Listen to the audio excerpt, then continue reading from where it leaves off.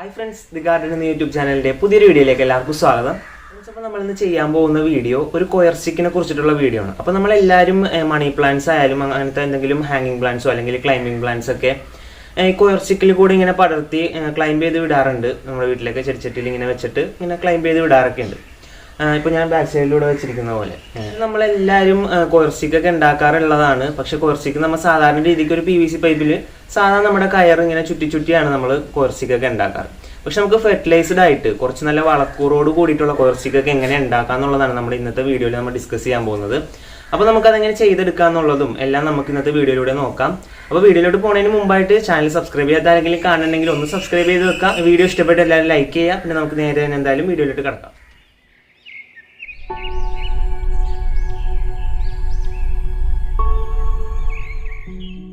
നമ്മുടെ coir stick ഉണ്ടാക്കാനായിട്ട് ആദ്യമേ തന്നെ നമുക്ക് വേണ്ടത് ഇതുപോലത്തെ ഒരു നെറ്റാണ്. അപ്പോൾ ഇതൊരു ഇരുമ്പിൻ്റെ നെറ്റാണ്. അതിൻ്റെ മുകളിൽ ഇത് പെട്ടെന്ന് തുരുമ്പടിച്ച് പോകാതിരിക്കാനായിട്ട് ഒരു പച്ച കളറിലെ പ്ലാസ്റ്റിക് കോട്ടിങ് വരുന്നുണ്ട്. നമുക്കിത് ഹാർഡ്വെയർ ഷോപ്പിലൊക്കെ ലഭിക്കുന്ന ഒരു നെറ്റാണ്.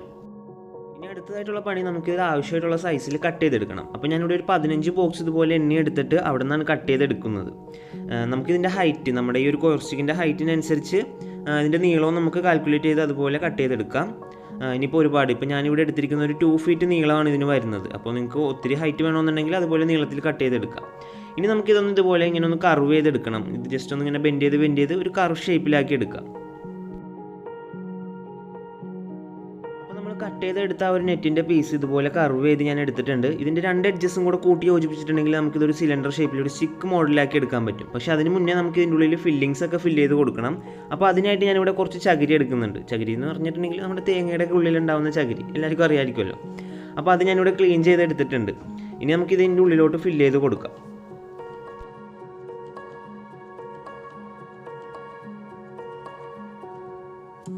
ഇതുപോലെ ചകിരി ഇങ്ങനെ എടുത്തിട്ട് നമ്മുടെ ആ ഒരു നെറ്റിൻ്റെ ഉള്ളിലോട്ട് ഇങ്ങനെ വെച്ച് കൊടുക്കാം. അപ്പോൾ ഞാനൊരു മിഡിൽ പോർഷനിലായിട്ട് ചെറിയൊരു ഗ്യാപ്പ് പോലെ ഇങ്ങനെ ഇട്ടിട്ടുണ്ട്, ഒരു കുഴി പോലെ ഇങ്ങനെ ഇട്ടിട്ടുണ്ട്.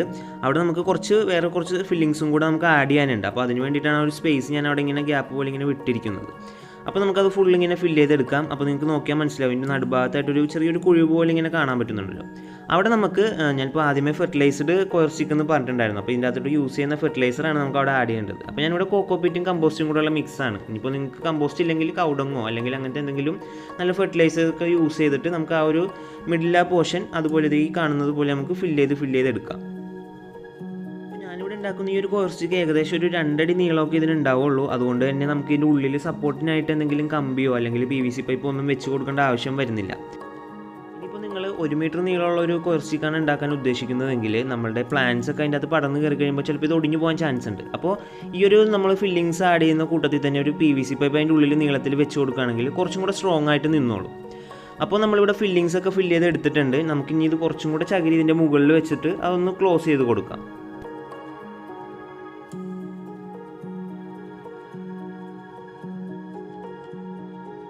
ചകിരിയും ആ ഒരു കോക്കോപീറ്റും കമ്പോസ്റ്റും കൂടെയുള്ള മിക്സൊക്കെ എല്ലാം അതിൻ്റെ ഉള്ളിൽ ഫുള്ള് സെറ്റാക്കി വെച്ചിട്ടുണ്ട്.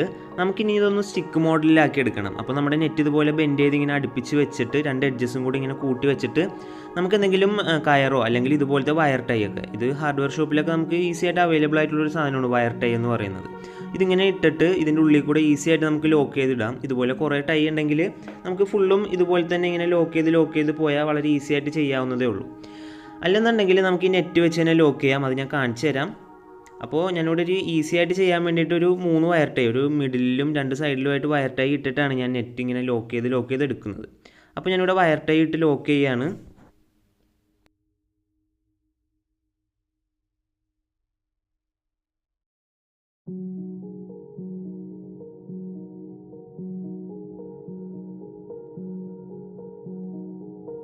ഇവിടെ നമ്മൾ വയർ ടൈ എല്ലാം ഇട്ടിട്ട് ഇതുപോലെ ലോക്ക് ചെയ്തെടുത്തിട്ടുണ്ട്. ഇനി നമുക്ക് ഈ നെറ്റ് യൂസ് ചെയ്ത് എങ്ങനെ ലോക്ക് ചെയ്തെടുക്കാൻ നോക്കാം. അപ്പോൾ ഞാൻ ഈ നെറ്റ് കട്ട് ചെയ്തെടുക്കുന്ന സമയത്ത് ഒരു എഡ്ജ് ഇതുപോലെ തള്ളി നിൽക്കുന്ന രീതിക്കാണ് കട്ട് ചെയ്തെടുത്തത്. ഇതുപോലെ കമ്പി ഇങ്ങനെ തള്ളി നിൽക്കുന്ന രീതിക്ക് അത് നമുക്ക് മറ്റേ എഡ്ജിൻ്റെ ഉള്ളിൽ കൂടി ഇട്ടിട്ട് ഇതുപോലെ വളച്ച് ബെൻഡ് ചെയ്തിട്ട് ഇങ്ങനെ ലോക്ക് ചെയ്തിട്ടുണ്ടെങ്കിൽ വളരെ ഈസി ആയിട്ട് നമുക്ക് ഈ 2 എഡ്ജസും കൂടെ ജോയിൻ ചെയ്തെടുക്കാൻ സാധിക്കും.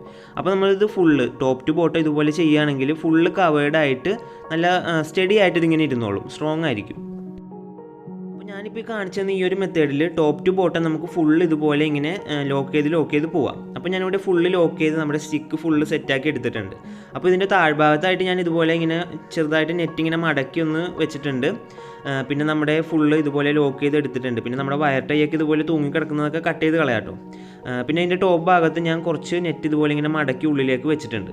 അപ്പോൾ നമുക്ക് നോക്കിയാൽ കാണാം ഇതുപോലെ ചകിരിയൊക്കെ ഇങ്ങനെ തള്ളി നിൽപ്പുണ്ട് അവിടെ ഇവിടെയൊക്കെ ആയിട്ട്. അതൊക്കെ നമുക്കൊന്ന് ഒരു കത്രിക യൂസ് ചെയ്തിട്ട് കട്ട് ചെയ്തൊന്ന് ക്ലീൻ ചെയ്ത് കൊടുക്കാം.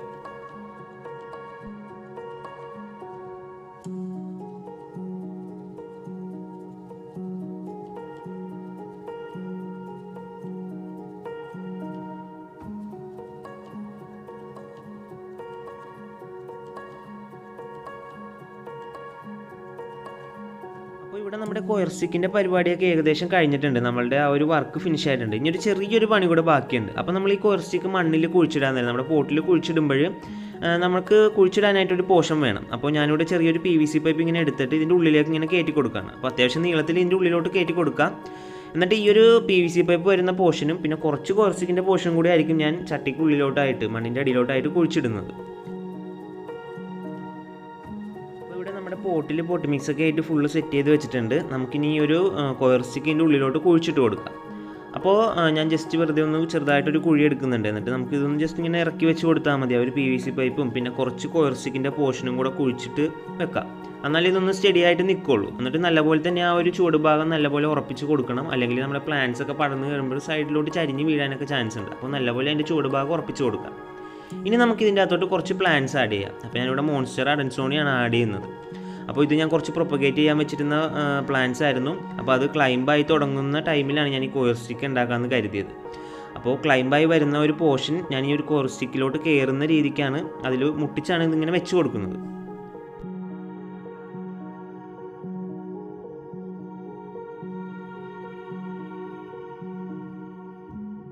നമ്മൾ പ്ലാന്റ്സ് എല്ലാം നട്ട് ഇവിടെ സെറ്റാക്കി വെച്ചിട്ടുണ്ട്. ഇനി നമുക്കിനി വെള്ളം ഒഴിച്ച് കൊടുക്കാം. അപ്പോൾ വെള്ളം ഒഴിച്ച് കൊടുക്കുമ്പോൾ ഇതിൻ്റെ ചുവട് ഭാഗത്തും പ്ലാന്റ്സിനായിട്ട് നനച്ച് കൊടുക്കണം. പിന്നെ നമ്മുടെ കോയർ സ്റ്റിക്കിലും കൂടെ കുറച്ച് നനവ് കിട്ടുന്ന രീതിക്ക് നനച്ച് കൊടുക്കുക.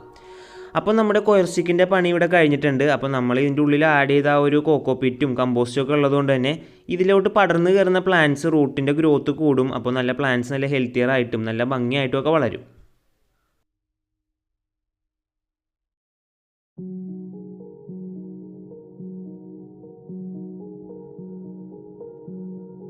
അപ്പോൾ നമ്മളിന്ന് ഉണ്ടാക്കിയെടുത്ത കോയർ സ്റ്റിക്ക് ഈസി ആണെന്ന് പറയാൻ പറ്റില്ല. കുറച്ച് ബുദ്ധിമുട്ടുള്ള പണികളാണ് അതിൻ്റെ അകത്ത് ഉള്ളത്. എന്നാലും നമുക്ക് നല്ലപോലെ തന്നെ ഫെർട്ടിലൈസ്ഡ് ആയിട്ട് നല്ല ഗ്രോത്ത് ഒക്കെ നമ്മുടെ പ്ലാന്റ്സിന് നല്ല ഗ്രോത്ത് ഒക്കെ ഈ ഒരു കോയർ സ്റ്റിക്ക് യൂസ് ചെയ്തിട്ടുണ്ടെങ്കിൽ കിട്ടും. അപ്പോൾ എന്തായാലും നിങ്ങളുടെ അഭിപ്രായങ്ങളൊക്കെ എന്തായാലും കമൻറ്റിലൊന്ന് രേഖപ്പെടുത്തിയേക്കുക. പിന്നെ നിങ്ങൾക്ക് എന്തെങ്കിലും ഡൗട്ട്സ് ഒക്കെ ഉണ്ടെങ്കിൽ കമൻറ്റിൽ ചോദിക്കുക. ഇല്ലെങ്കിൽ എനിക്ക് ഇൻസ്റ്റാഗ്രാമിൽ നേരിട്ട് മെസ്സേജ് അയക്കാം. അപ്പോൾ ഇൻസ്റ്റാഗ്രാമിൻ്റെ ലിങ്ക് ഞാൻ ഡിസ്ക്രിപ്ഷനിലും കമൻറ്റിലും ഒക്കെ കൊടുക്കുന്നുണ്ട്. എല്ലാവരും ഒന്ന് കയറി ഫോളോ ചെയ്യാം.